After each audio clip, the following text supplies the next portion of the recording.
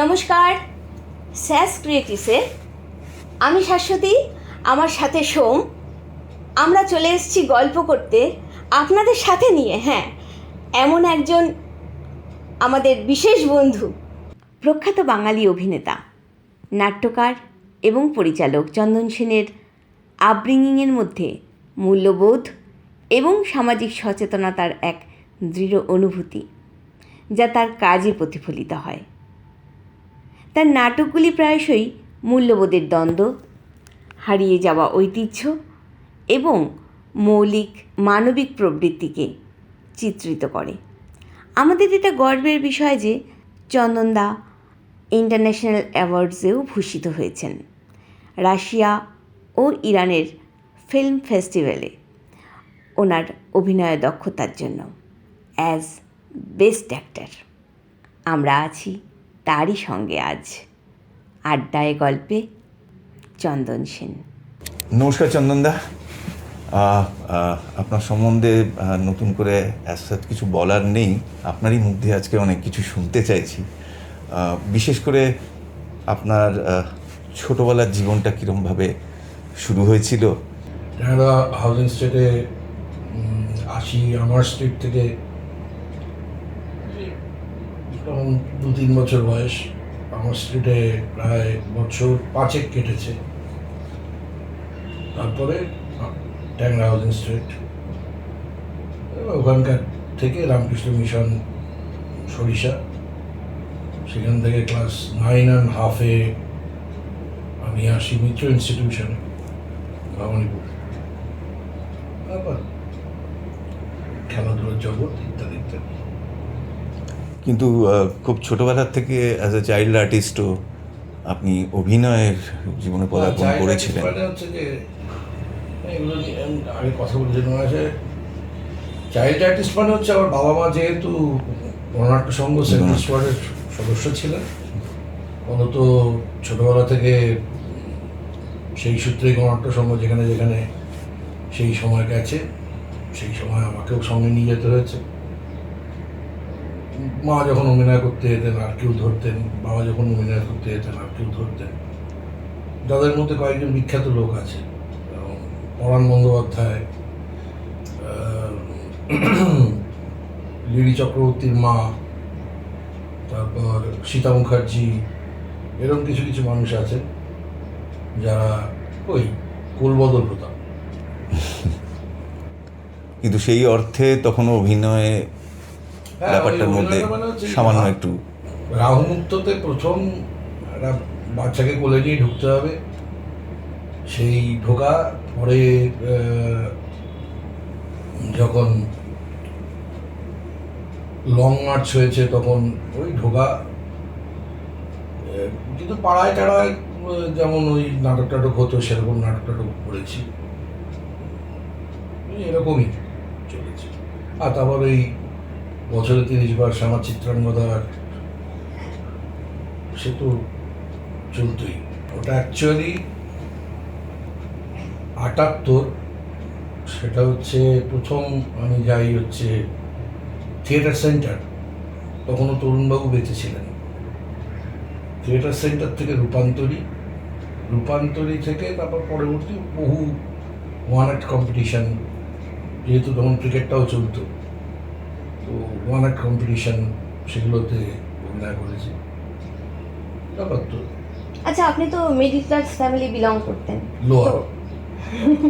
তো ওখান থেকে আপনি কি করে মনের সাহস পেলেন যে নাটকটাকেই আপনি পেশা করবেন? আমার মা।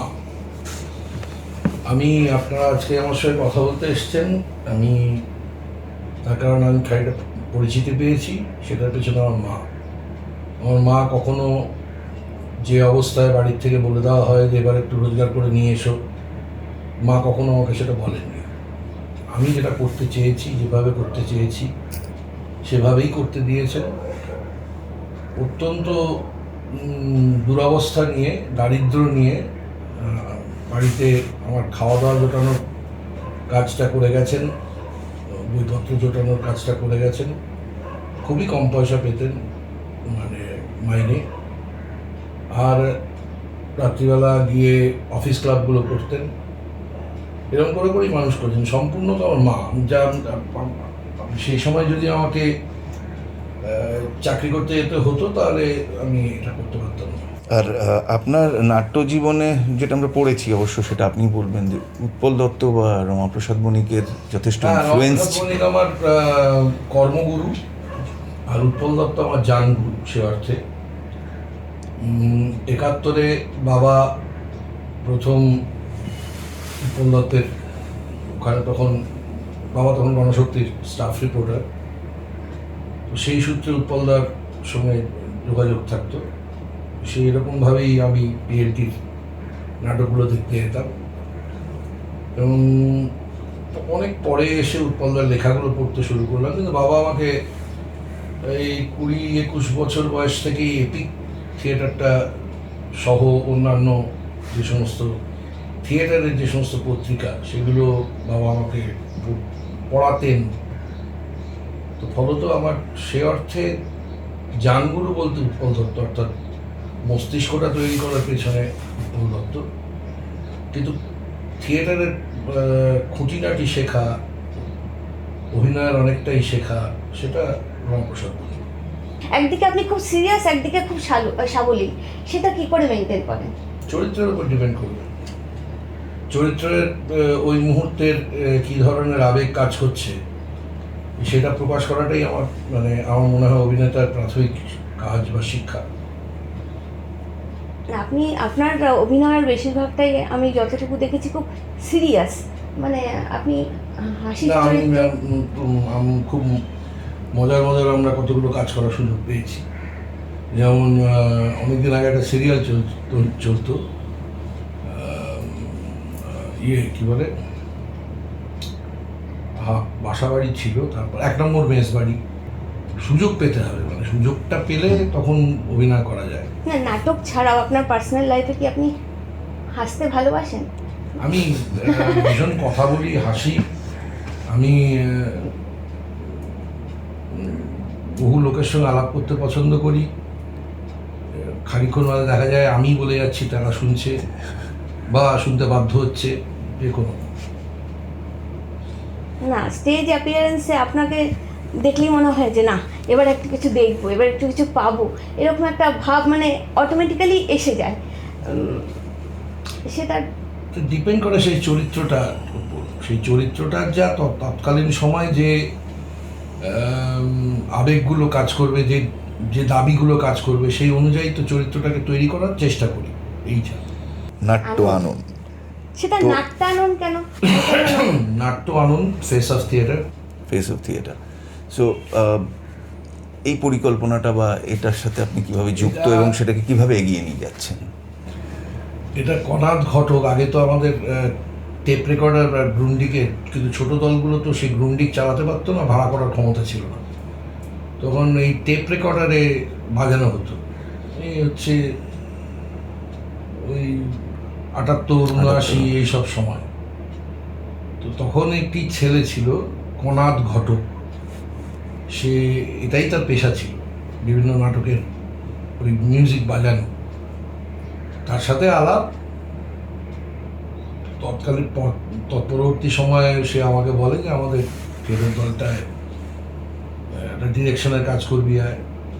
সেই যাই। পরবর্তী ক্ষেত্রে উৎপলদা চলে যাওয়ার পর, 92-93 সাল চলে যাওয়ার পর আর আমি অন্য কোনো থিয়েটারের দলের সঙ্গে যুক্ত থাকতে চাইনি। মধ্যখানে যদিও রমাপ্রসাদ বণিক ডেকেছিলেন, আবার ডেকেছিলেন। প্রথমবার তাড়িয়ে দিয়েছিলেন, তারপরে আবার ডেকেছিলেন। কিছুদিন ছিলাম, কিন্তু এই দলটার সঙ্গেও যোগাযোগ থাকতো আমার। তারপর একটা সময় এসে মনে হয় যে না, ওই 97-98 থেকে মনে হয় যে না, এই থিয়েটারের দলটার সঙ্গেই থাকবো। সেই থেকে গেছি, এখনো পর্যন্ত আছি। তাহলে তো আপনি এখন অনেকটা স্টেজ শোগুলো করেন এখনো? স্টেজ শো ডাইরেকশন ওদের হয়ে মানে হ্যাঁ, এটাই আমাদের থিয়েটারে, রেগুলার থিয়েটারে। এটাই আমাদের থিয়েটারে, অশোকনগর নাট্য আনন্দ। যেটা বলছিলাম, অনেকটা পিরিয়ড আপনি উৎপল দত্তকে পেয়েছেন, একটু বলুন। খুব বেশি না, আমি উৎপলদাকে মাত্র পেয়েছি 4 বছরের মতো, তার বেশি পাইনি। বরঞ্চ রমাদাকে পেয়েছি হচ্ছে প্রথমে প্রায় 4 বছর, তারপরে আবার 3 বছর। কিন্তু উৎপলদাকে আমি পেয়েছি 4 বছর, এবং সেটা আমার জীবনের সম্পদ। যারা উৎপলদার সঙ্গে 40 বছর থেকেছেন, তাদের সঙ্গ পেয়েছি, তাদের স্নেহ পেয়েছি, সেটাও আর একটা আমার কাছে। যেমন সত্য বন্দ্যোপাধ্যায়, মৃণাল ঘোষ, এরকম মানে উৎপলদা বলতেন যে কমেডি যদি শিখতে হয় তাহলে মৃণালের কাছে গিয়ে শেখো বা রবির কাছে গিয়ে শেখো, মানে টাইমিং শেখো। তো সেক্ষেত্রে মৃণাল ঘোষের সঙ্গ পেয়েছি, এবং মৃণাল মামা আমাকে খুবই স্নেহ করতেন। আমার মাকে বিভিন্ন জায়গায় অভিনয়ের জন্য উনি যখন ডিরেকশনে কাজ করেছেন অফিস ক্লাবে, তখন মাকে বহু জায়গায় ডেকে নিতেন, এই রকমই। কিন্তু উৎপল দত্ত একটা তো প্রতিষ্ঠান, গোটাটা মিলিয়ে একটা প্রতিষ্ঠান। একদম। উৎপল দত্ত মানে, এটা আমি অনেক জায়গায় বলেছি যে মারা যাওয়ার পর একটি মেয়েকে পাঠিয়েছিল, ওই বোধহয় তখন টাইমস থেকে পাঠিয়েছিল না, কেউ পাঠিয়েছিল। আমি আর সত্যদা বসেছিলেন রবীন্দ্র সদনে যখন উৎপলদার দেহ সাহিত্য। তো এই মেয়েটি এসে খুব কনফিডেন্সের সঙ্গে জিজ্ঞেস করেছিল উৎপল দত্ত সম্পর্কে কিছু বলুন। সত্যদা বলেছিলেন, কোন উৎপল দত্ত? প্রাবন্ধিক উৎপল দত্ত, সিনেমার অভিনেতা উৎপল দত্ত, নির্দেশক উৎপল দত্ত, যাত্রা লিখেছেন উৎপল দত্ত, নাটককার উৎপল দত্ত, কোন উৎপল দত্ত? না নির্দেশক বা নাট্যকার উৎপল দত্ত। যে কোনো একটা বিষয়ে বলতে বসলেই মোটামুটি আপনার 7 দিনের পেজ কভার হয়ে যাবে। তো সুতরাং কোন উৎপল দত্ত? তো মেয়েটি বুঝতে পারলো যে মানে জেনে শুনে আসা উচিত ছিল। যাই হোক, তো এইটা উৎপল দত্ত সম্পর্কে বলতে গেলে, বা আচার্য শম্ভুমিত্র মহাশয় না, তার সম্পর্কে, সম্বন্ধে জানতে চাচ্ছি না আমি, যে আপনার সাথে যে ইন্টারাকশনটা হতো বা এই ইন্টারাকশনটার মধ্যে একটা জিনিস হতো, একটু স্নেহ পেয়েছিলাম। তার একটা কারণ ছিল হচ্ছে যে রাতারাতি বড় চরিত্রে অভিনয় করার মতন বিষয়, সেটা করতে পেরেছি, মানে ঠেকা দিয়েছিলাম। যাকে সেটাও তিনি খুব স্নেহের সঙ্গে প্রশংসা করেছেন। বিকেল 4:30 সময় জানতে পারা গেছে যে একজন অভিনেতা আসতে পারবেন না, এই আমাকেই ধরে দাঁড় করানো হয়েছে, আমি কোনো ক্রমে টাকা দিয়েছি। তো এইসব কারণের জন্য উৎপলদার সঙ্গে আমার উৎপলদা প্রচুর গল্প করতেন, বিশেষত থিয়েটার সম্পর্কে গল্প, রাজনীতি সম্পর্কে গল্প, ইতিহাস সম্পর্কে গল্প। বা উৎপলদার লাইব্রেরি 2বার গোছানোর সুযোগ হয়েছিল। এখন প্রয়াত সৌভিক রায়চৌধুরী বোস ইনস্টিটিউটের অ্যাপ্লায়েড সাইকোলজিতে 8 বছর 2-এর মধ্যে হেড অফ দ্য ডিপার্টমেন্ট হয়ে যেত, হার্ট অ্যাটাকে চলে গেল। ও আর আমি মিলে 2বার লাইব্রেরি গুছিয়েছিলাম। তো এরকম সব সুযোগ থাকতো। আচ্ছা, ওনার কথা বলার স্টাইলটা কিরকম ছিল? নাটক বা সিনেমায় আমরা যেরকম দেখেছি না, এমনি- একেবারেই না, হ্যাঁ, খুব নর্মালি কথা বলতে।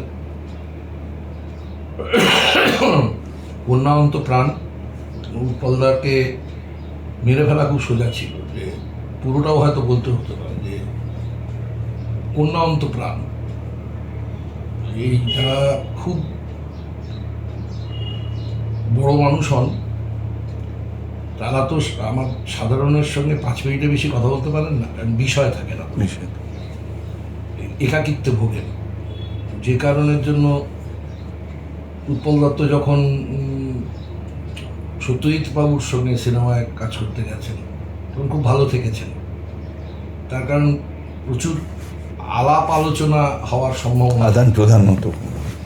বা পুরনো দিনে উৎপলদা যেমন বলতেন যে বিমলবাবুর সঙ্গে যখন উনি কাজ করেছেন, তখন প্রচুর বসন্তবাবুর মতো মানুষের সাথে, জহর রায়, পণ্ডিত মানুষ, তাদের সঙ্গে যখন থাকতে পারতেন তখন খুব ভালো সময় কাটত।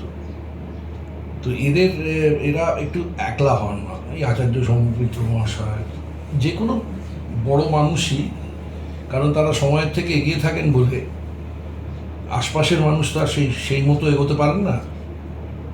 মানসিকভাবে, ফলত তারা একটু একাকিত্বে ভোগেন। মানে এমন একজন মানুষের অপেক্ষায় থাকেন যে যার সাথে তিনি কথাবার্তা বলতে পারবেন, আদান প্রদান করতে পারবেন। অনেকেই বোঝেন না যে আপনি আব্দুল কালাম আজাদের সাথে কতক্ষণ কথা বলবেন।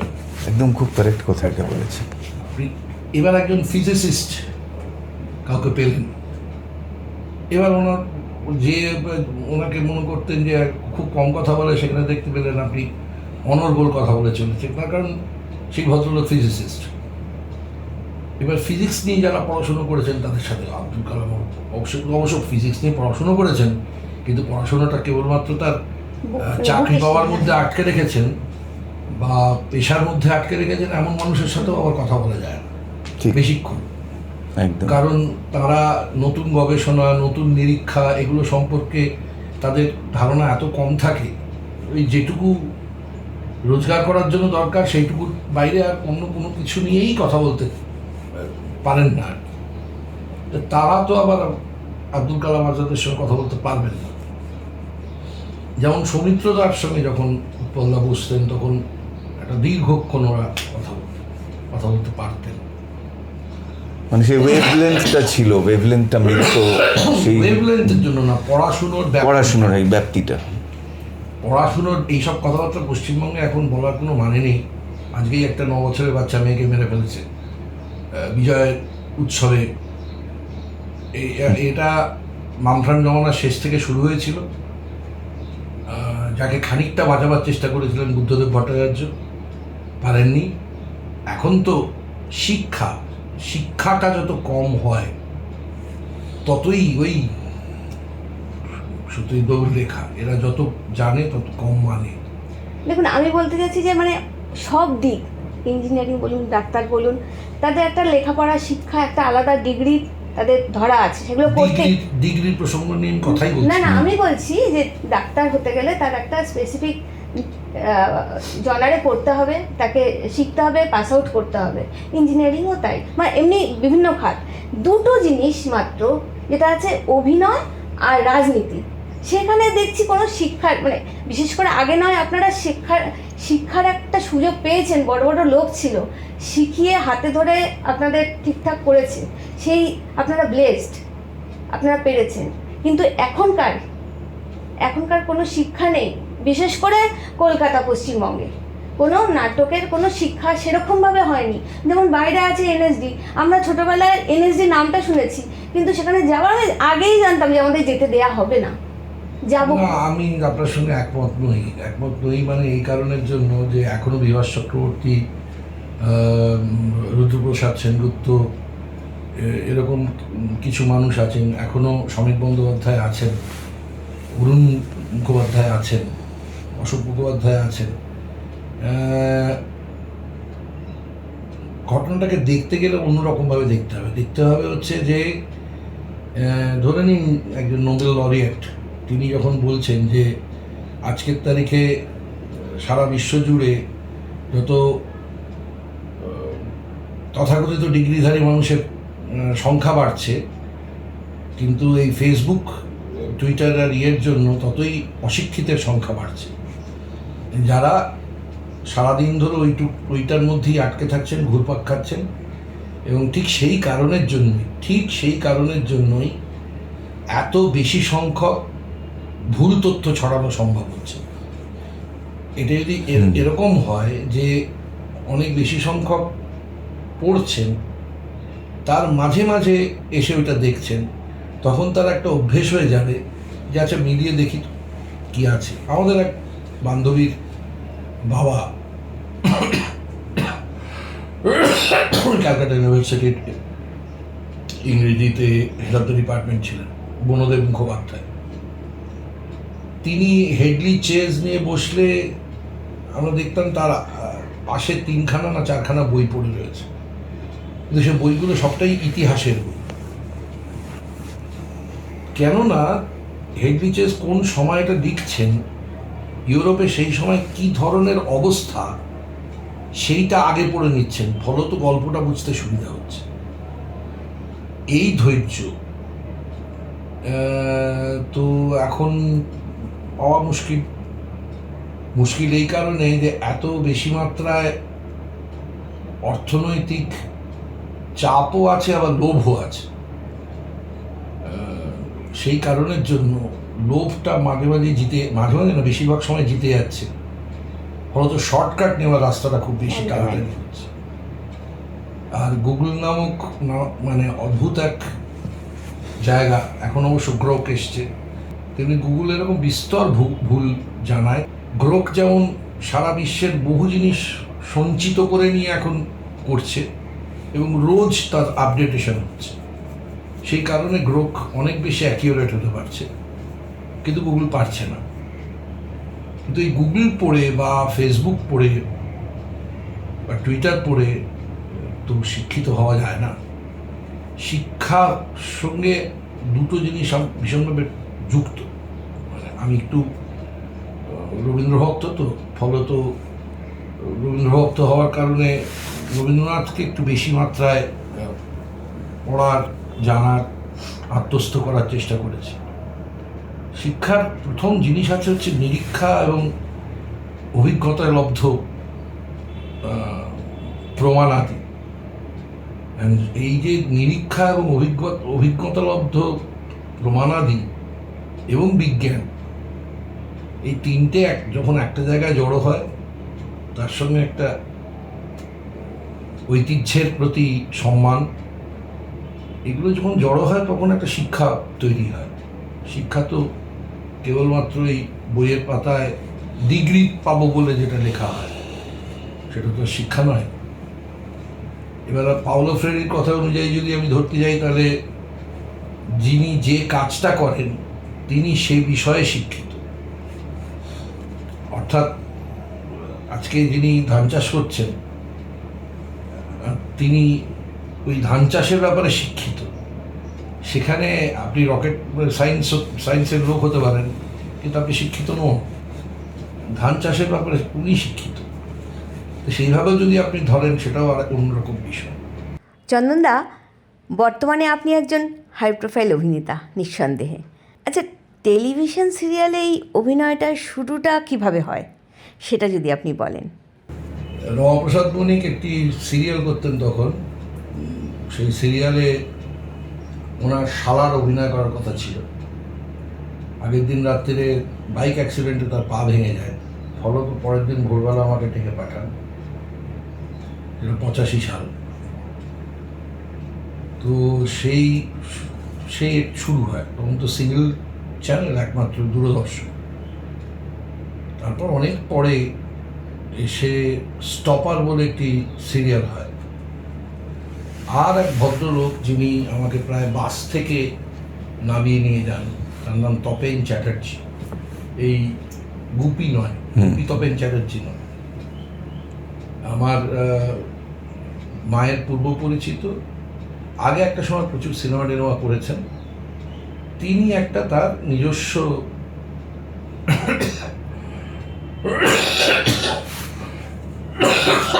মাফ করবেন, নিজস্ব সিরিয়াল করবেন ঠিক করেন দূরদর্শনে। বন্ধু ছিলে ভালো, সেইটা একটা লম্বা, এবং ওনার প্রায় 3টে প্রোডাকশন চলে, সেটা লম্বা চলে। তারপরে স্টপার, তারপরে তো এই মাল্টি চ্যানেলের প্রথম আসে। এইভাবে, অন্যান্য কোনোভাবে নয়, মানে এইভাবেই কাজকর্ম পেতে থাকি। মানে সিস্টেম যেমন এখন চলছে, অডিশন দিতে হয়, আপনাকে তো সেরকম দিতে হয়নি? না, হয়নি। আমাকে অডিশনও দিতে হয়নি। আর রমাপ্রসাদ বণিক বা উৎপল দত্ত দুজনেই আমাকে জিজ্ঞাসা করেছিলেন যখনই কোনো চরিত্র অভিনয় করতে গিয়েছি, আর কিছু আছে, আর কোনো ভাবনা আছে, অন্য কোনো রাস্তা দেখাতে পারো? আবার একটা করেছি, তখন ওনারা বেছে নিয়েছেন, না এইটা করো, ওইটা করো না, কারণ এইটা। অডিশন, হ্যাঁ অডিশন আমি দিয়েছি, 14টা অডিশন দিয়েছি হিন্দির, এবং অবভিয়াসলি রিজেক্টেড। একটায় কি করে জানি না, মানে রাজি হয়ে গিয়েছিল, সেটা তারপর আর হয়নি। আর হিন্দি ফিল্ম বলতে তো এই একটাই, সেটা রিনাদির মিস্টার অ্যান্ড মিসেস আইয়ার। তো এছাড়া একটা হিন্দি সিরিয়াল প্রভাত রায় করেছিলেন, সেই সময় 3-4টে এপিসোড। আর কাবুল মানে ইন্দ্রনীল গোস্বামী, সে একটা শায়দ বলে একটা করতো, তার একটা লম্বা প্রায় 22টা না 23টা এপিসোডে অভিনয় করার সুযোগ হয়েছিল হিন্দিতে। এছাড়া সবই তো বাংলা। এখন যে সিস্টেমটা চলছে, আপনি কি মনে করেন সবাই অডিশনের মাধ্যমেই সুযোগটা পাচ্ছে? দেখুন, আগে যে শালার রক্ষিতার ছোট মেয়ে, সে আমার শালার রক্ষিতার ছোট মেয়ে, এরকম যে জায়গাগুলো হতো সেগুলো এখন আর হয় না। তার কারণ হচ্ছে যে corporatization of this whole affair system. সেটাতে যেটা হয়েছে সেটা হচ্ছে একজন ইপি থাকে, এক্সিকিউটিভ প্রডিউসার, যে এক্সিকিউটিভ প্রডিউসারের উপর অসম্ভব চাপ থাকে হচ্ছে তৎকালীন চ্যানেলের। ফলত এখন যেমন আগে, আমি যে সময়কার কথা বলছি সে সময় প্রডিউসার ছিল, অর্থাৎ তারা টেলিভিশনের যে ফ্রেম ছিল সেই ফ্রেম ওন করতেন। এখন তো কেউ ওন করে না, এখন এরা ভেন্ডার। ফলত একজন ভেন্ডারের অত ক্ষমতা নেই। যে ক্ষমতা তৈরি হতে আরম্ভ করেছে ইদানিং, টাকা নেওয়া শুরু হয়েছে, সেটা তো কোঅর্ডিনেটরের মারফত। হ্যাঁ, এখন শুরু হয়েছে এই প্রোগ্রামার, কোঅর্ডিনেটর, তারপর এই যারা কাস্টিং করে, এরা এখন টাকা নেওয়া শুরু করেছে। আমরা আর্টিস্ট ফোরামে প্রচুর অভিযোগ পাচ্ছি, একজনের এগেন্সে তো 7 কোটি না 8 কোটি টাকার অভিযোগ এসছে। হচ্ছে, এরকমভাবে হচ্ছে। কিন্তু আমি আপনাকে একটা কথা বলছি আবার, ভালো অভিনেতা বা অভিনেত্রী, বা এখন তো তারা পারফর্মার, তারা তো আর এখন অভিনেতা হয়ে ওঠেনি। অভিনেতা হতে বেশটা সময় লাগে, তারপর শিল্পী হতে তো ছেড়ে দিন, ওটা একটা তপস্যা চাই। একদম। ভালো অভিনেতা কিন্তু আপনি ঠিক খুঁজে বের করে নয় লোকে, মানে কোনো একটা জায়গায় ভালো অভিনয় করেছে, সেটা চোখে পড়ে যায়। আর যখন চোখে পড়ে যায় তাকে খুঁজে নেয় লোকে, মানে যারা কাজ করছে। কিন্তু স্পেসটাও তো পেতে হবে না, স্পেসটা এখন আরো নেই মানে হচ্ছে, ধরে নিন গত বছর পর্যন্ত আমরা 56টা সিরিয়াল করতাম। মেজর যারা প্লেয়ার তারা সবাই বম্বে চলে গেছে, অর্থাৎ ম্যাজিক মোমেন্টস, ব্লুজ, সুশান্ত, বুম্বাদা, এরা সবাই 5টা করে সিরিয়াল করত। এখানে এখন কেউ একটা করে সিরিয়াল রেখে দিয়ে বাকি সব সিরিয়াল নিয়ে বম্বে চলে গেছে। ফলত আপনি 20টা সিরিয়াল এমনিতেই অফ হয়ে গেছে। ফলত এখন 27টা 28টা সিরিয়ালের উপর দাঁড়িয়ে রয়েছে। আর সিরিজ তো আপনি একটা মাত্র জায়গায় দেখতে পারেন, একটা জায়গাতেই তৈরি হচ্ছে এখন, বাকিরা সব চলে গেছেন। বিশ্বাসে বিশ্বাস করে বাকিরা বসে আছেন। 27টা সিরিয়াল যদি চলে, তাহলে মিনিমাম আপনার 270 জন কাজ করে, মোটামুটি 100 জন যদি ধরেও নেওয়া যায়, তাহলে বাদ বাকি আর্টিস্ট বা যারা কাজ করে তাদের কি অবস্থা? খুব খারাপ অবস্থা, খুবই খারাপ অবস্থা। আপনি আমার কথাই ধরুন না, আমি একটা ওই মানিকবাবুর মেঘ বলে একটা সিনেমা করেছিলাম, যার জন্য আপনি তার জন্য যথেষ্ট স্বীকৃতিও পেয়েছিলাম। তারপর 5.5 মাস আমার কোনো কাজ ছিল না, কোনো কাজ না। ফলে আমি এখন আন্তর্জাতিক পুরস্কারকে খুব ভয় পাচ্ছি। আর আমার আন্তর্জাতিক পুরস্কার এটা পেলাম, কিন্তু অনেকের মুখেই শোনা যায়, ন্যাশনাল অ্যাওয়ার্ড কি ইন্টারন্যাশনাল অ্যাওয়ার্ডের পরে তার সঙ্গে এই বাংলা বাজারে লোকজনের কিচ্ছু যায় আসে না। জেলাস কাজ করে না, সব জেলাসি ফেলাসি ওসব শুনুন, জেলাসি থাকতে গেলে আপনার একটা দখল থাকতে হয়। আপনি কাকে ঈর্ষা করবেন? আপনার ভেতরে কিছুই নেই, আপনার সেই ঈর্ষা তো ঈর্ষা নয়। আজকে রোনাল্ডো ঈর্ষা করতে পারে মেসি সম্পর্কে, কিন্তু তার নিচের লোকজন ঈর্ষা করে কোনো লাভ নেই মেসির প্রতি। তো ঈর্ষা শব্দটা কোনো মানে নেই, অক্ষমের ঈর্ষার কোনো মানে থাকে না। সে সবসময় ঈর্ষান্বিত, বুঝলেন? কারণ তার অক্ষমতা হচ্ছে সেইটাই, তো সেটা নয়। তো ফলত এখন কাজ ভীষণ কমে গেছে, বিশেষ করে অভিনয়ের জায়গায় আমরা যারা পেশা হিসাবে এটাকে নিয়েছি। আর একটা দিকে আবার থিয়েটার পড়ে রয়েছে, যেটা নিজেদের পকেটের পয়সা করতে হয়। সুতরাং সে আর এক বিপদের জায়গা তৈরি হয়েছে। আপনি যদি তৃণমূল হন, প্রচুর পয়সা পাবেন, বিজেপি হলে প্রচুর পয়সা পাবেন, কিন্তু তার বাইরে যদি থাকেন, নিজেদের পকেটের পয়সা থিয়েটার, আমরা গোড়াগুড়ি নিজেদের পকেটের পয়সা থিয়েটার করে এসেছি। বামফ্রন্টের সময় তো ভাবাই যেত না এসব পয়সা করি পাওয়ার কথা। হ্যাঁ, শেষের দিকে এসে ওনারা একটা 25,000 টাকা করে দেওয়ার কথা ভেবেছিলেন, তাতে আমরা একবার পেয়েছিলাম, আর আমরা 2বার কেন্দ্রীয় সরকারের অনুদান পেয়েছিলাম, তারপর সব শেষ। ফলত এখনো আমরা মানে আমাদের এখন এই যত পেশাগত ক্ষেত্রে অর্থাভাব হতে থাকে, তত থিয়েটারের ক্ষেত্রে অর্থাভাব হতে থাকে। কারণ আমাদের নিজেদের পকেটের পয়সায় থিয়েটার করতে হয়। পশ্চিমবঙ্গের বেশিরভাগ থিয়েটারের দল যাদের পকেটের পয়সা করতে হয়, 2008-এ একটা রাজনৈতিক সিদ্ধান্ত হয় এই বামফ্রন্টকে ফেলে দেওয়ার জন্য, বিভিন্ন দলকে পয়সা দেওয়া, এটা একটা বড় চক্র তৈরি হয়। তার একটা ফলাফল চলতে থাকে হচ্ছে এই 2020-22 অবধি চলতে থাকে। তারপর আবার কেন্দ্রীয় সরকারের লোকজন তারা এখানে 77টা সিট পাওয়ার পর ঠিক করলো যে না, ওদিকে যারা থাকবে তারা পাবে না, ঝাঁট দিতে হবে, সরস্বতী বন্দনা করতে হবে, এসব করলে, আর শুধুই রামায়ণ মহাভারত করলে টাকা দেবে। হনুমান টনুমান স্টেজের ওপর খুব লাভালাভি করলে ওরা টাকা দেয়।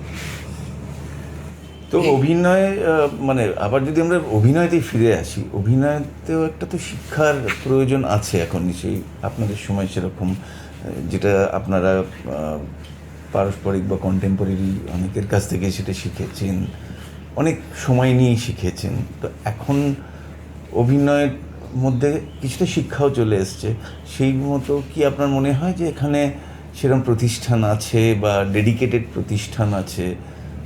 ফিল্ম ইনস্টিটিউট ওই একটাই আছে, SRFTII? না, SRFTII তো অভিনয় শেখানো হয়, ওটা শুধু ডাইরেকশন আর অন্যান্য জিনিস, টেকনিক্যাল অ্যাসপেক্টস। পুনা ফিল্ম ইনস্টিটিউট থেকে উঠে গেছে, অভিনয়ের জায়গাটা উঠে গেছে, তেমনি এখান থেকে উঠে গেছে। দেখুন, অভিনয়, হ্যাঁ, একটা তো প্রতিষ্ঠান আছেই, রবীন্দ্রভারতী, কিন্তু সেখানে যারা পড়েন টড়েন, আমিও বছরখানেক পড়েছি, খুব একটা ফলপ্রসূ কিছু একটা ঘটতে দেখিনি। তার বাইরে সবটাই হচ্ছে এই ব্যক্তিগত কিছু মানুষ যারা একটা দীর্ঘদিন ধরে চর্চা করে এসেছেন, তারা কিভাবে তাদের পরবর্তী জেনারেশনকে সেই চর্চার কি বলবো অভিজ্ঞতা ভাগ করছেন, তার উপর ডিপেন্ড করে। আপনি তো নাম করলেন, বিভাস আছে, রুদ্রপ্রসাদ সেনগুপ্ত আছে। হ্যাঁ, আমি যাদের নাম করলাম তারা সবাই শিক্ষক। শিক্ষক পাওয়াটা খুব মুশকিল, একদম শিক্ষক পাওয়াটা, এবং তারাও হয়তো একেবারে শেষের বেলায় চলে এসেছেন। আর কিছু আসছেন NSD থেকে পাশ করে আসছেন, তারা অনেকটা আবার অভিজ্ঞতার তারা আদান প্রদান করছেন, কিন্তু ফলত আছে, ফ্লোটা আছে, কিন্তু এক্স্যাক্টলি কোথায় আছে সেটা খুঁজে বার করাটা খুব মুশকিল হয়ে যাচ্ছে।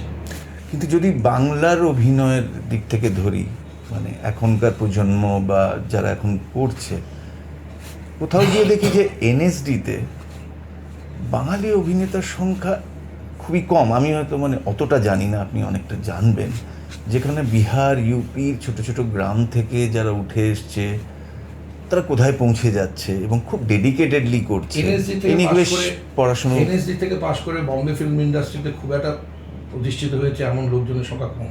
কিন্তু যখন আপনি ইরফান থেকে, রাজপাল থেকে, মনোজ বাজপেয়ী থেকে, হয়েছিল নুক্কারের সময়টা, ওই 90s ফেজে, লাস্ট যারা 90, 92, 97-এর মধ্যে পাশ করেছে। হিন্দি ফিল্ম ইন্ডাস্ট্রিতে বা চেন্নাইতে বা মাদ্রাসে আপনি খুব কম অভিনেতা অভিনেত্রী পাবেন যারা প্রতিষ্ঠিত হয়েছেন এনএসডি থেকে এসে। মানে তারাও আপনি বলতে চাইছেন ওই 97-এর আগে বা 95-এর আগে যারা যারা ওই এসেছিলেন, একটা ব্যাচ বেরিয়েছিল বিশাল যারা batch। ওই নুক্কারটা করতে পেরেছিলেন।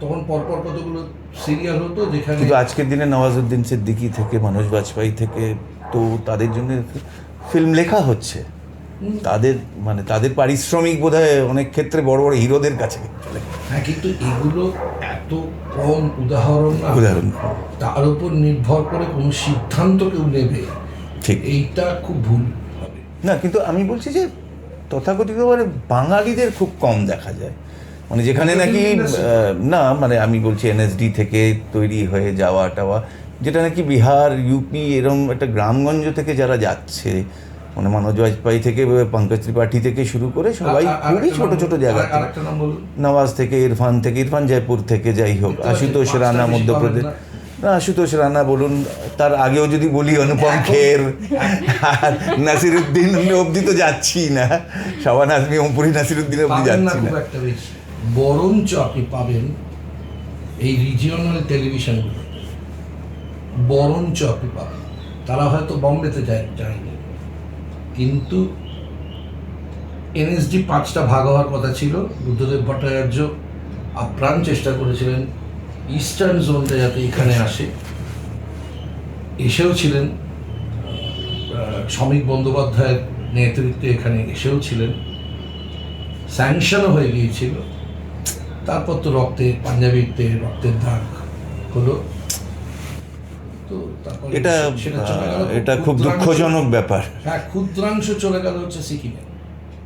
আজকে আইআইএম থেকে আইআইটি মানে অন্যান্য পড়াশুনোর স্ট্রিমে সব জায়গায় আছে, ধরুন আজকে হয়তো 24টা আইআইটি আছে বা 35টা আইআইএম আছে, জাস্ট একটা বলপার্ক ফিগার বললাম। সেরকম অভিনয়ের দিক দিয়ে এনএসডিকে যে একটা ডিসেন্ট্রালাইজ করা হোক বিভিন্ন জায়গায়, যেটা আপনি বললেন একদমই, তাও বোধহয় মোস্ট প্রবাবলি ড্যানি খুব একটা ওর একটা ইনফ্লুয়েন্স হয়তো কিছুটা খেটেছিল। সেই সিকিমে একটা ছোট্ট ইউনিট আছে, তো সেটা কোথাও আমরা মিস করি বেঙ্গলে, কি মানে যারা অভিনেতা এখনকার যুগের বা যারা চায় আর কি আমি অভিনয় এই করতে। জন্য বুদ্ধদেব ভট্টাচার্য মারা যাওয়ার পর আমাকে যখন জিজ্ঞাসা করা হয়েছিল, আমি তখন এই জন্যই বলেছিলাম যে আমি এমন ব্যর্থ মুখ্যমন্ত্রী দেখিনি, সবটাতেই উনি ব্যর্থ। উনি প্রথম এখানে এই যেটা করুণাময়ীর যে বিশাল বড় মাঠ, সেইখানে উনি 5টা ইন্ডিপেন্ডেন্ট স্টুডিও করবে হলিউড থেকে এসে, সেইটার জন্য আপ্রাণ লড়ে গেলেন। বাধা এলো দলের ভেতর থেকে, করতে পারলেন না। যদি করতে পারতেন তাহলে এই কলকাতাতেই শুধু, মানে ওদের আমি যেভাবে ভেবেছিলেন ওনারা, সেটা তো আমার দেখার সৌভাগ্য হয়েছিল। তো শুধু মানে সল্টলেক সিটিটাই তৈরি হয়ে যেত হচ্ছে সিনেমার হাব। হ্যাঁ ভীষণ। চেষ্টা করেছিলেন রটন স্কোয়ারে থিয়েটারের হাব করার, সেটাও পারলেন না। এখানে এনএসডি আনার চেষ্টা করেছিলেন, পারলেন না। কিছুই পার করে উঠতে পারলেন না, নন্দনটা ছাড়া। না সেটা মনে হয়, সেটার পেছনে কারণটা মনে হয় ওইখানে তো ওয়ান ম্যান করতে দেওয়া হলো না। উনি অন্য সেন্সে বলছেন, আমি বুঝতে পেরেছি, আন্ডারলাইন ইমোশনটা বুঝতে হবে। করতে দিল না। না। এই মহিয়সী নারী যিনি এখন আমাদের মুখ্যমন্ত্রী, তিনি আটকালেন রটন স্কোয়ার, থিয়েটারের হাব হতো, অসাধারণ পরিকল্পনা ছিল, বন্ধ করে দিলেন সবুজ ধ্বংস হচ্ছে বলে। সেদিন আমিও ইট খেয়েছিলাম, কারণ আমি তখন গণশক্তিতে কাজ করতাম রিপোর্টার হিসেবে।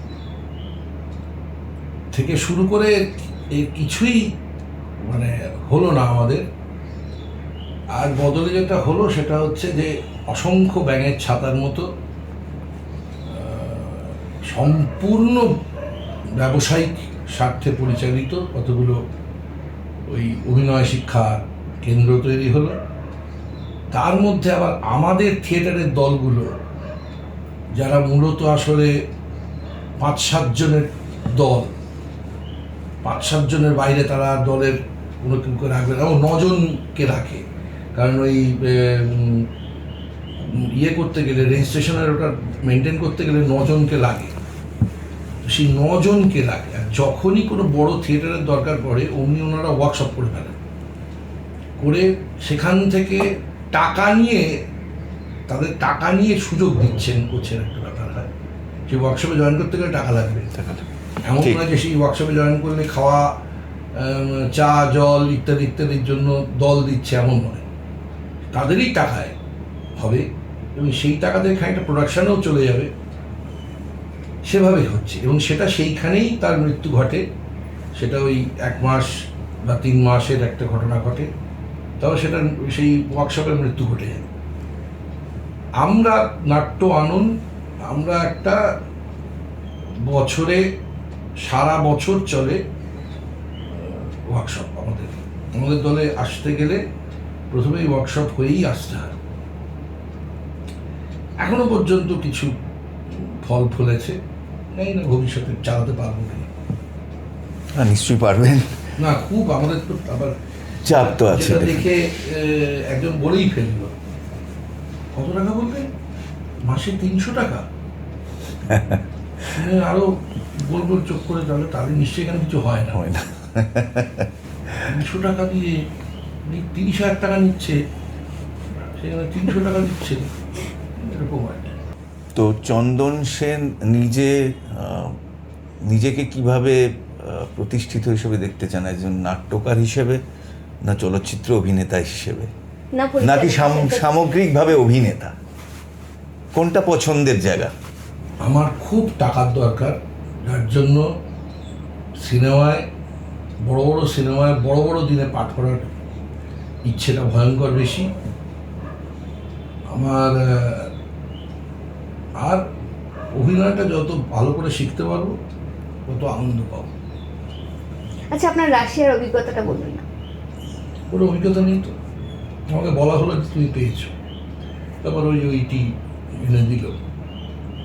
আর ইরানের ক্ষেত্রেও তাই, ইরানের ওই সময় পেয়ে গিয়েছিলাম।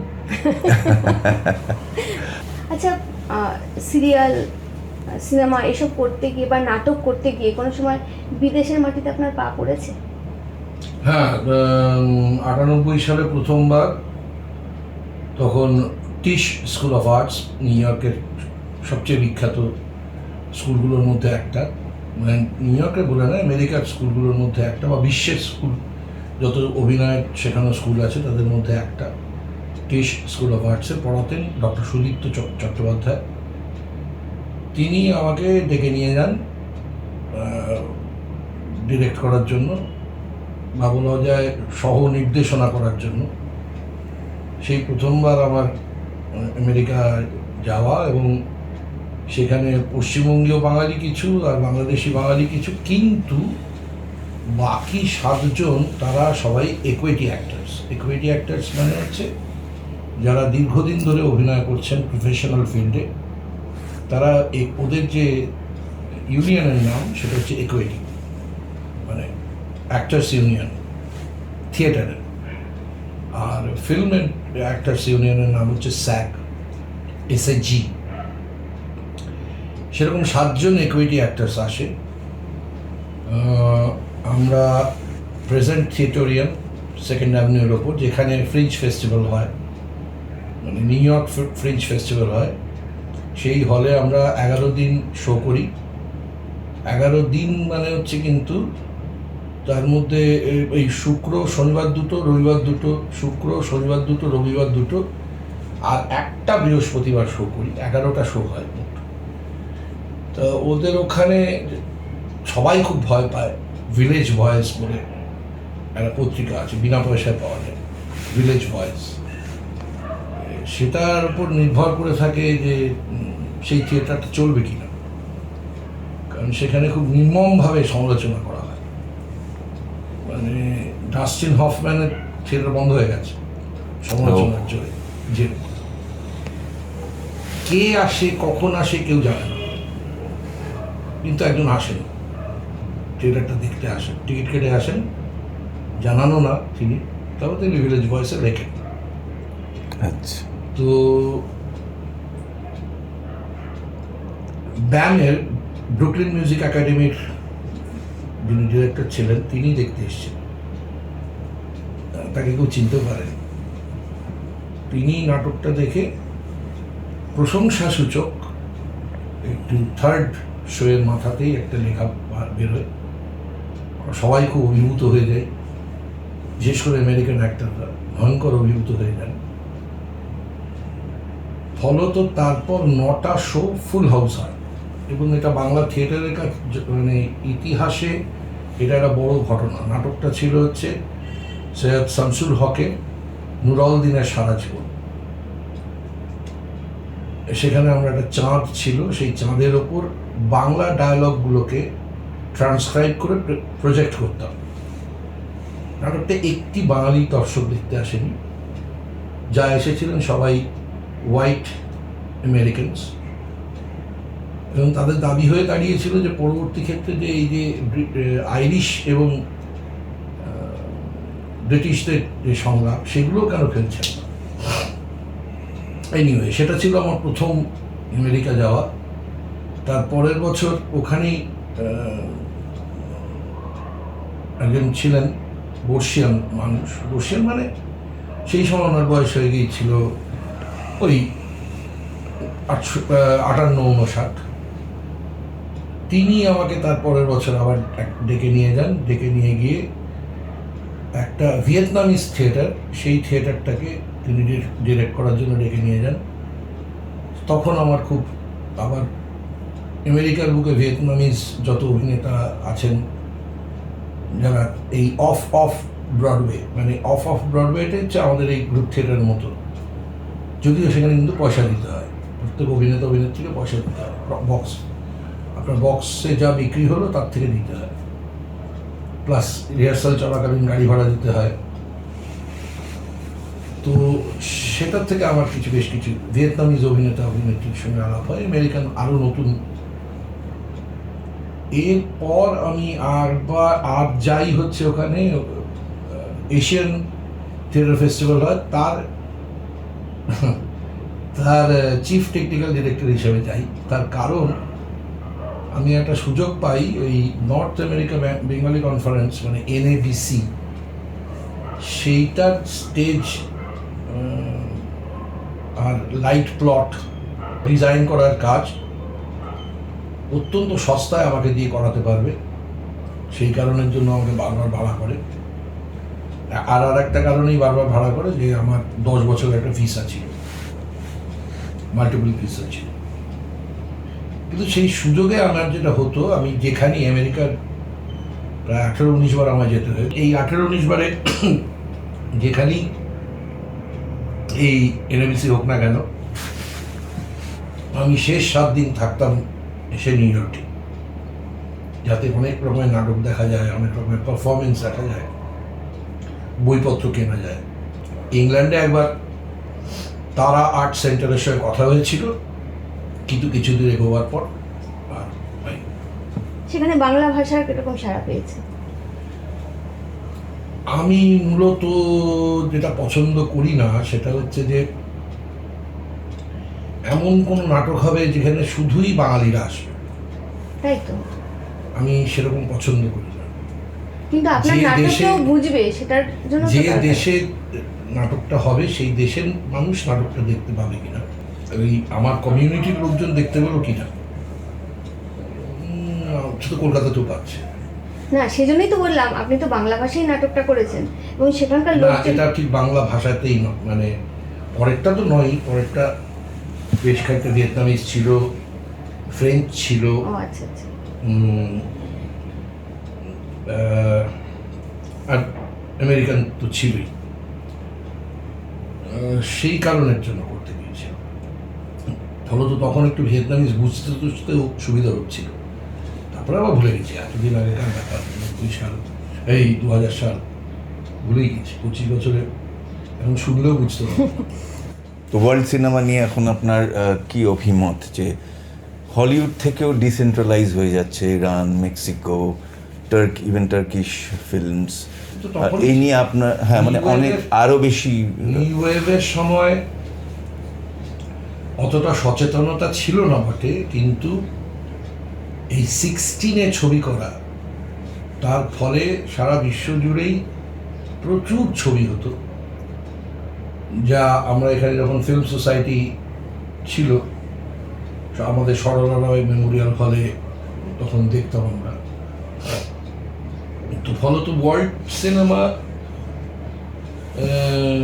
দেখার অভিজ্ঞতাটা ছোটবেলা থেকে মানে এই একেবারে যুবক বয়স থেকে দেখার সুবিধে। তো তার তুলনায় এখন ডাইভার্সিটি আরো বেড়েছে, আরো ভালো ভালো দেশ মানে এখনো আপনার সেই ইয়েটা আছে, প্যাশনটা দেখার বিভিন্ন। হ্যাঁ, এখন তো অনেকগুলো জায়গা রিসেন্টলি খুব জাপানের খুব ভালো মুভি থেকে বই শুরু করে হচ্ছে। অনেকগুলো অ্যাপ্লিকেশনস হয়ে গেছে, যার ফলে ওয়ার্ল্ড সিনেমা দেখাটা এখন অনেক সহজ হয়ে গেছে। হ্যাঁ, এক্স্যাক্টলি। তো মানিক বাবুর মেঘ, এটা কি আপনি কি মনে করেন যে এটা আপনার কেরিয়ারে একটা পালক, ডেফিনেটলি বড় পালক? আমি একটাই কথা মনে করি, আমরা তো বেশিরভাগ সিরিয়াল করেছি, আর দু একটা থেকে যাওয়ার মতন সিনেমা করেছি, কিন্তু এই মানিকবাবুর মেঘের জন্য আমি মরে যাওয়ার পরও 50 বছর বেঁচে থাকি। আমি সেটাই বলতে চাইছি, একটু যদি আমাদের দর্শকদেরও একটুখানি বলেন যে না, না। অনেকে হয়তো অবগত না সেই ব্যাপারে, গল্পটা আপনার কেমন লেগেছিল একটা করতে? একান্ত মানে ভয়ঙ্কর একাকী একজন মানুষের সাথে একটা মেঘের প্রেম হয়, এরই বিষয়। ভীষণ একাকী একজন মানুষ, লোনলি ম্যান, তার অসুস্থ বাবা, একটা ভেঙে পড়া বাড়ি, তার বাড়ির ছাদে প্রচুর গাছ, এবং বাড়িওয়ালি প্রত্যেক দিন উঠে যাওয়ার জন্য চিৎকার করছে। এরকম একটা লোক, তার সঙ্গে খুব টিমিড, টিউশনিতে আবৃত্তি পড়িয়ে 2-10 টাকা রোজগার করে, আর একটা ট্রাম কোম্পানি বা ওরকম কোনো কিছু একটা লো লেভেল ক্লার্ক, তার সঙ্গে হঠাৎ করে আমার মেঘের প্রেম হয়। এটাই গল্পটা, আদ্যন্ত প্রেমের গল্প। আচ্ছা, মানে আপনি আপনার নিজস্ব অভিজ্ঞতা খুবই ভালো নিশ্চয়ই এটার, এই বইটা করার সময়। করার সময় তো কারো অভিজ্ঞতা ভালো হতে পারে, হতে পারে না, 11 দিনের মধ্যে শ্যুট, কিন্তু আত্মস্থ করার পরে সেটা হয়তো তার 11 দিনের মধ্যে শ্যুটটা শেষ করার, কিন্তু আমার ছবিটা দেখে ভালো লাগলো। ছবিটা যারা ছবিটা বানিয়েছেন তাদের সকলের ছবি, মানে ঠিক। আমি জীবনে প্রথম দেখলাম যে একটা ফিল্ম স্ক্রিপ্টে সাউন্ডের একটা আলাদা স্ক্রিপ্ট হয়। এই ছেলেটি, বাচ্চাটা এখন আর বাচ্চা নেই, 33 বছর বয়স হয়ে গেছে। যখন আমার কাছে এসেছিল তখন ওর বয়স ছিল হচ্ছে 23, ও লিখেছিল 21 বছর বয়সে, শুট করেছিল যখন 25 বছর বয়স। তো এখন আর বাচ্চা নেই, এখন 32-33 বছর বয়স হয়ে গেছে।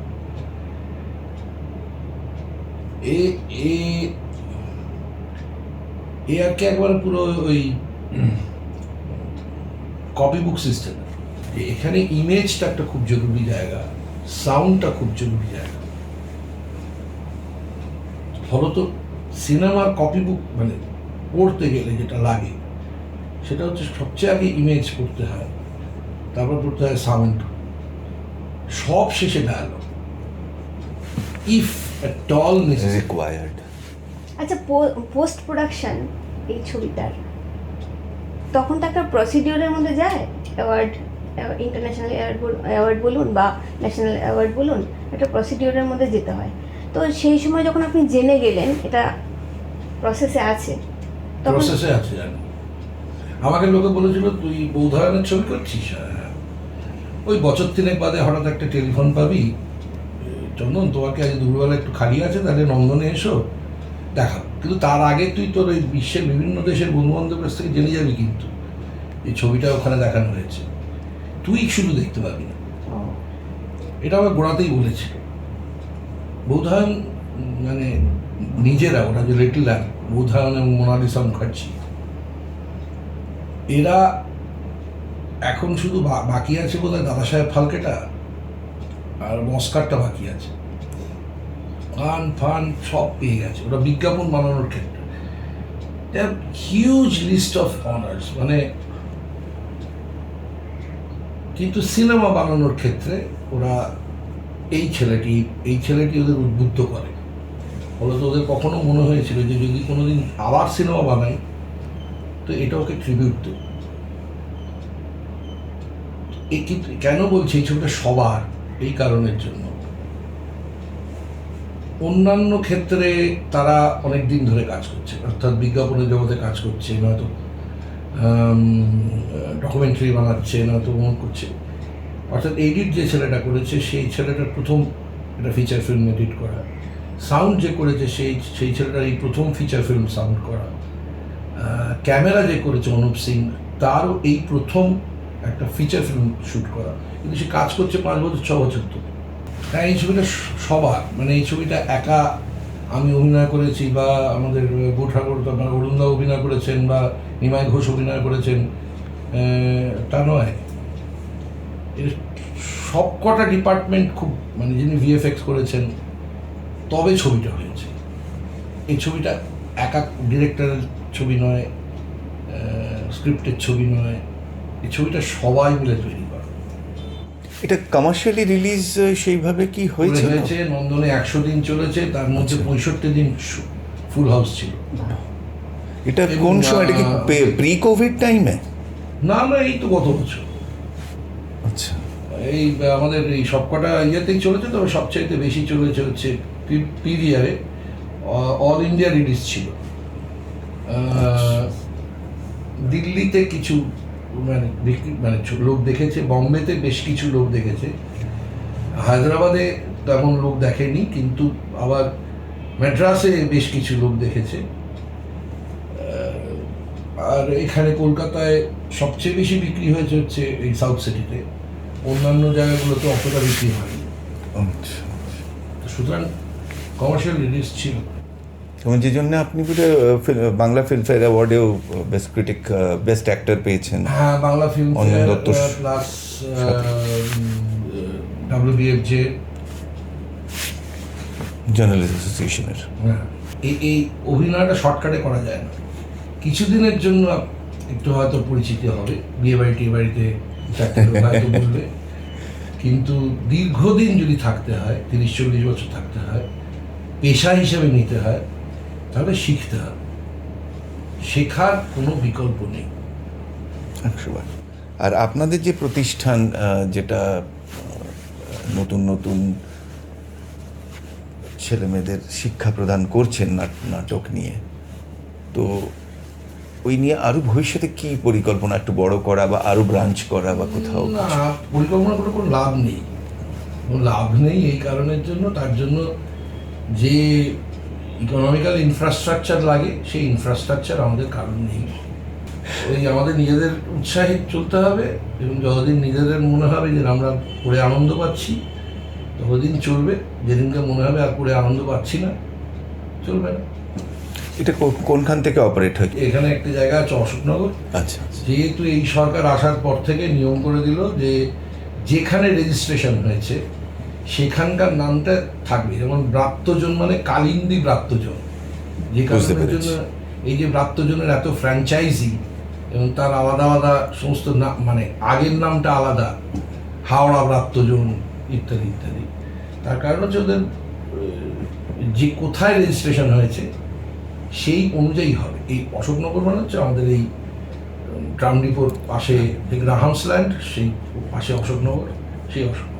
ওখানে আপনি মোটামুটি প্রায় যখনই একটু সময় পান যান আর কি? কোনো ডেডিকেটেডলি মানে আমাদের রিহার্সাল রুম ছাড়া তো আর কোথাও যেতে হবে না? আর যারা বাচ্চাদের শেখার ব্যাপারে যেটা বলছি, বাচ্চা আমরা নিই না, ক্লাস 12 পাস না করলে নিই না, মিনিমাম আর কি ক্লাস 12 পাস করলে, তো তাদের যে প্রশিক্ষণ দেওয়াটাও আমাদের রিহার্সাল রুম। আচ্ছা, রিহার্সাল প্রশিক্ষণ, আমি তো শিক্ষক নই, আমি খুব বড় জন, আমি যা ট্রেনিং তো দেন, প্রশিক্ষণ তো ট্রেনিং তো দেন, মাস্টারমশাইদের কাছ থেকে যা শিখেছি সেটা ওদের সেটাই পাসন করে দেন না। আমি শিক্ষক একটা অন্য মানে হয়। আমাদের কৌতূহলী মন এখনো থামতে চাইছে না, তবুও আমাদের থামতে হবে সময়ের জন্য থামতে হবে। তো দর্শক বন্ধুরা, আজকে আপনারা খুব খোলামেলা এক ইন্টারাকশনের মধ্যে আমরা স্বনামধন্য অ্যাক্টর, নির্দেশক এবং নাট্যকার চন্দন সেনের সাথে আলাপচারিতা শুনলেন। আশা করি খুবই ইনফরমেটিভ আর খুবই ভালো লেগেছে আমাদের। আপনারা খুব এনজয় করেছেন নিশ্চয়ই। ওনার চন্দনদা, থেকেও জেনে নেবো যে আপনার কিরকম লাগলো আমাদের সাথে কথা বলে। ঠিক আছে, মানে আপনারা ওই সহজ করে বলেছেন, তাই সহজ হয়েছে। হ্যাঁ, আমরা খুব বেশি প্রফেশনালি কথা আমরা বলি, অ্যাকচুয়ালি চাইও না কোনোদিন। নাটকের মধ্যেই থাকতে চেয়েছি, নাটক থেকে বেরোতে পারিনি রে। তাহলে চন্দনদা আজকে উঠি। অনেক অনেক ধন্যবাদ আপনার সময় দেওয়ার জন্যে। নমস্কার।